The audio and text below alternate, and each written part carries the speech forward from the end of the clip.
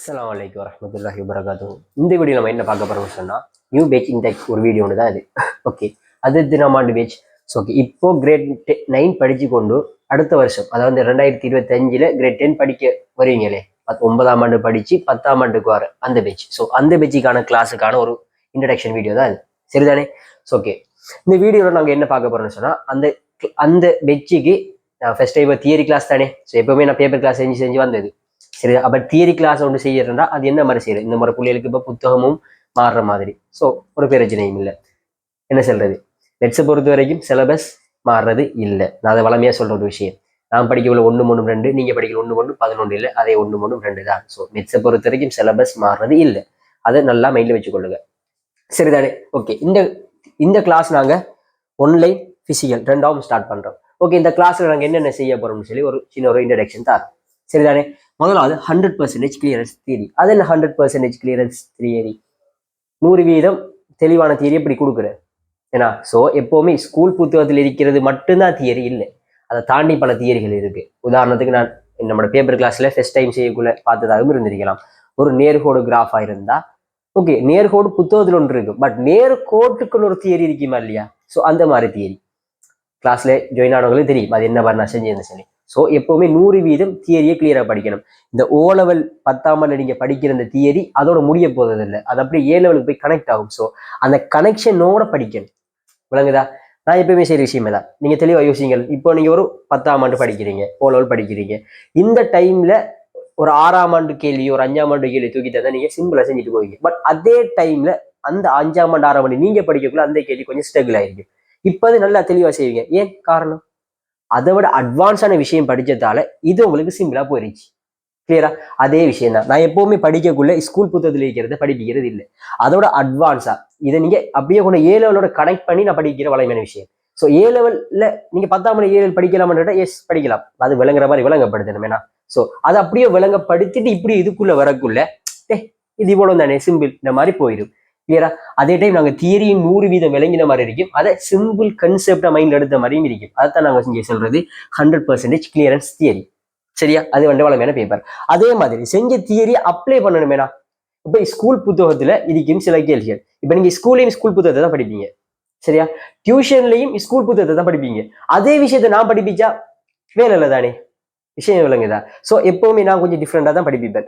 So ஒரு தியரியை படிச்சா அந்த தியரி 100% கிளியர் ஆகும். எப்படின்னா பாஸ் பேப்பர் செய்வது கூட ஆகும். ஸோ அதாவது பாஸ் பேப்பர் எக்ஸ்பிளனேஷன் நான் எப்பவுமே லாஸ்ட் டைம்ல ஓரளவு கடைசி டைம்ல அப்படி நிற்க மாட்டேன். கிட்டத்தட்ட 10 இயர்ஸ் அப்படின்னு போக மாட்டேன். டோட்டலா பாஸ் பேப்பர் கன்செப்ட் எத்தனை வருஷம் இருக்கோ அத்தனை வருஷத்தை ஃபுல் கன்செப்ட் பண்ணி பாஸ் பேப்பர் செய்வேன் இன்ஷா அல்லாஹ்.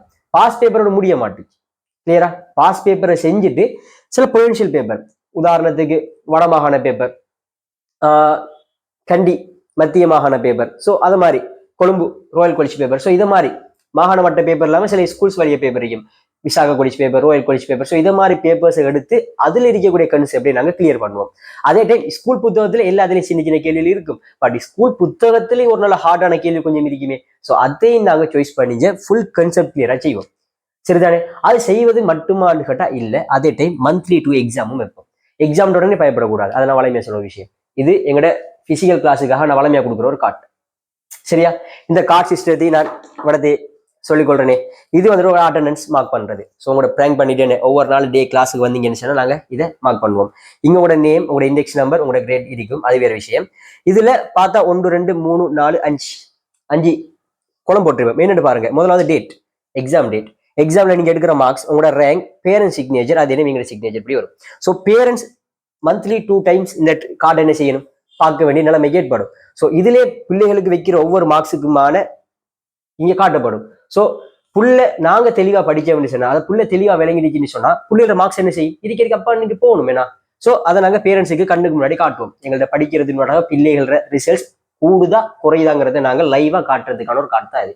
அதே பின்னுக்கு இருக்கிறீங்க அட்டண்டன்ஸ், இங்க எங்களை ஏமாத்துறதா இல்ல பிள்ளைகள் உங்களை ஏமாத்துதான்னு பிள்ளைகள் என்ன செய்யலாம் பார்த்துக்கொள்ளலாம், ஒரு பிரச்சனை இல்லை. இப்ப புள்ள மாமாட்ட காசை வாங்கிட்டு வந்துட்டு இங்க கிளாஸுக்கு வராம உலாதி தெரிஞ்சா இங்க பேரண்ட்ஸ் பார்த்துக்கொள்வீங்க. கிளியரா? ஸோ இங்க தொடர்ந்து வந்து இங்க மார்க்ஸ் குறையிறதுக்கு வாய்ப்பு இல்லை. இதுவரையில எனக்கு இந்த கிளாஸுக்கு வந்த பிள்ளைகள் யாருமே என்ன செய்யற இந்த ஃபைல் ரெடி இல்லை. ஃபைல்ல வந்து எல்லாருமே அப்தானே தவிர யாருமே ஃபைல் ரெடி இல்லை. அல்ஹம்துலில்லாஹ். இதெல்லாம் அழகா சொல்லிக் கொள்வேன். சரிதானே? ஸோ இந்த கிளாஸஸ் வந்துட்டு இப்போ நாங்கள் 2 டைம்ல அதனால் கொள்றோம். எப்பன்னு சொன்னால் இந்த ஃபிசிக்கல் கிளாஸ்ன்னு சொல்றது இந்த ஜனவரி 25 சாட்டர்டே ஸ்டார்ட் பண்ணுறோம். ஆன்லைன் கிளாஸ் இதே ஜனவரி 29 29ஆம் தேதி புதன்கிழமை ஸ்டார்ட் பண்றோம். சரியா? இது வந்துட்டு online class time table Wednesday and Thursday 8 to 9:30 நைட்டுக்கு கிளாஸ் நடக்கும். சரியா? மந்த்லி 12 மணிக்கு கிளாஸ் நடக்கிறது நூடாக இங்கேயும் என்ன நடக்கும், பிசிக்கல் எக்ஸாம் போறது மட்டும் இல்லாம ஆன்லைன்லயுமே 2 மணிக்கு நாங்கள் எக்ஸாம் செய்வோம். எக்ஸாம் செஞ்சு மார்க்ஸை மட்டும் திருத்தி தர மாட்டோம். அந்த எக்ஸாம் பேப்பரை நாங்கள் எக்ஸ்பிளைன் பண்ணுவோம் இன்ஷா அல்லாஹ்.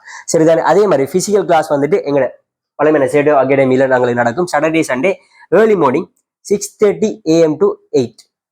சரியான காலத்துல 6:30 இருந்து 8 மணி வரைக்கும் 1:30 மணி கிளாஸ் நடக்கும். சில யோசிப்பாங்க இதை 6:30 கிளாஸ் போட்டிருக்கேன். நாங்களாம் 6 மணிக்கே படிச்ச காலம் இருக்கு ஓரல் படிக்கக்குள்ள. சரிதானே?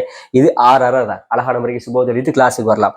ஸோ விஷயம் அவ்வளவு தான். 100% உங்களோட ரிசல்ட்ஸுக்கு நாங்க என்ன செய்வோம், பொறுப்பு தருவோம். அது எந்த ஒரு இதுவும் இல்லை. ஒரு நவளமே ஒரு விஷயம் ஒரு விஷயம், ஒரு புள்ள படிக்குது, நம்ம ஒரு எக்ஸாம் வைக்க, அந்த எக்ஸாம் வைக்கிறதுக்கு புள்ளோட மார்க்ஸ் கூடுதா குறையாங்கிறது மட்டும் இல்லை, பிள்ளைகள என்ன அந்த லெவல் அறிகிறது. இப்போ ஒரு புள்ள என்கிட்ட படிக்குது, மார்க்ஸ் அந்த எக்ஸாம் பேப்பர்ல குறை எடுக்குதுன்னு என்ன அர்த்தம், புள்ள படிக்கலன்னு அர்த்தம் மட்டும் இல்லை. அந்த பிள்ளைக்கு சம்டைம் அந்த கேள்விக்கான ஐடியாஸ் கிடைக்காம போகலாம். ஓகே, அந்த பிள்ளைக்கு அந்த கேள்விக்கான ஐடியா கிடைக்கலன்னா அந்த ஐடியா கொடுக்குற யார கடமை, படிச்சு கொடுக்குறேன் ஒரு கடமை. ஸோ அந்த பிள்ளையை நாங்கள் எக்ஸாம் வைக்கிறதுக்கான நோக்கமும் அந்த பிள்ளைகளுக்கு இந்த ஐடியா கிடைக்குதான்னு பாக்குறது. அந்த ஐடியா கிடைக்கல, அந்த ஐடியா கொடுக்குறது எந்த பொறுப்பு. ஸோ அதை நான் திருப்பி கொடுப்பேன். ஒரு பிள்ளைக்கு ஒரு விலங்கல் இருந்துச்சுன்னா, நான் என் வளமையா கிளாஸ் போறதா அப்படிதான். ஒரு 50 பேர் கிளாஸ்ல வந்தானு இருந்துச்சுன்னா ஓகே, அதெல்லாம் உடச்சி தான் செய்யும். 25 உடச்சி தான் செய்யறேன். சரி, என்ன இடம் சின்னது, 25 பேர் தான் ஒரு கிளாஸ்ல அடக்கலாம்ங்கிறதுக்காக நான் 25 உடச்சி செய்யறேன். ஸோ இப்போ பிள்ளைகள் ஒரு கிளாஸுக்கு வராங்கன்னு சொன்னா அந்த கிளாஸ்ல 25 பேருக்கும் விளங்கிட்டு இல்லை, ஒரு 2 3 பேருக்கு விளங்காம போகும். அவங்கள தனிப்பட்ட முறையில் எடுத்து தனியை வழங்கப்படுத்துற ஒரு ஆள் தான் நான். சரிதானே? ஸோ இண்டிவிஜுவலாகவும் கிளாஸ் மேக்ஸிமம் செய்வேன். ஸோ 100% என்ன சொல்றேன், ஒரு பாஸ் அச்சீவ்மெண்டோட இருக்கிற ஒரு கிளாஸ் மிஸ் பண்ணிடாதீங்க. அதை நான் சொல்லுவேன். ஸோ உங்களோட ஜூனியர்ஸுக்கு கட்டாயம் ஷேர் பண்ணிக்கொள்ளுங்க. உங்களோட ஃபேமிலி மெம்பர்ஸ் யாரும் இருந்து அவங்க ஷேர் பண்ணிக்கொள்ளுங்க.